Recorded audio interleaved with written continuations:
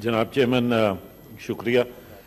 मैं जो बात सेनेटर साहब ने अभी की सिंध के बारे में, उसके बारे में भी मैं उनको आगाह कर दूंगा। लेकिन जनाब चेयरमैन, सबसे पहला जो मसला है वो पिछले 2 दिनों से जनरल मुशर्रफ के बारे में जो सूरत हाल सामने आ रही है, उसके बारे में मैं चंद अल्फाज कहना चाहता हूँ।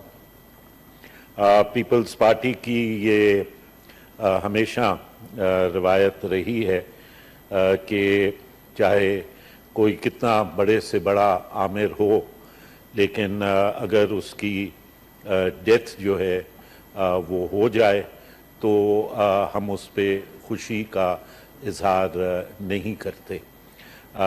लिहाजा इसी बात को मद्देनज़र रखते हुए अगर जनरल मुशर्रफ जो यकीनी तौर पे जिसने इस मुल्क के अंदर बहुत सारे जुल्म जो हैं वो किए और आइन को पामाल किया, अगर अब उनकी तबीयत ऐसी नाजुक है और वो मुल्क वापस आते हैं तो वो एक अलग मसला है। लेकिन कम से कम मैं इस वक्त पार्टी के बिहाफ पे तो बात नहीं कर सकता, लेकिन कम से कम मैं इस बात पे बड़ा क्लियर हूँ कि एक शख्स जिसको एक अदालत ने आर्टिकल 6 के तहत जो है वो सज़ा दी एज ए ट्रेटर, वो एक अलग बात है कि एक टिंटेड फैसले के ज़रिए से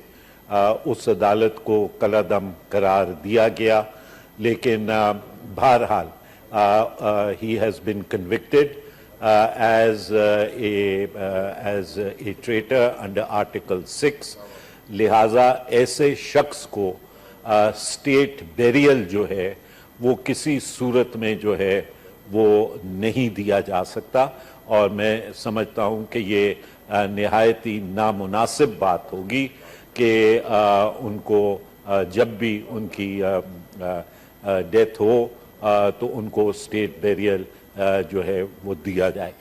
जहाँ तक सिंध का और कराची में जो 2 दिन पहले वाक़या हुआ, उसकी पाकिस्तान पीपल्स पार्टी जो है गो के हमारी हुकूमत वहाँ पे है, उसकी मज़म्मत करती है। और इसका जैसे ही इल्म चेयरमैन बिलावल भुट्टो को हुआ, उन्होंने सिंध हुकूमत को हदायत जारी की और एक आला सतह की कमेटी जो है आईजी या डीआईजी के सरबराही में वो कायम कर दी गई है, जो इस बात की तहकीकात कर रही है कि ये एक्सेस ऑफ फोर्स जो है वो किस तरह और क्यों हुआ और आइंदा इसको नहीं होना चाहिए।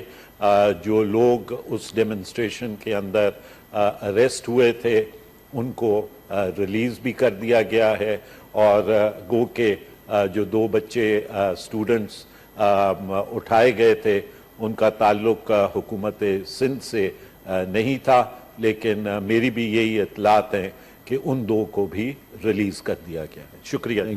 Honorable Minister of State for Law.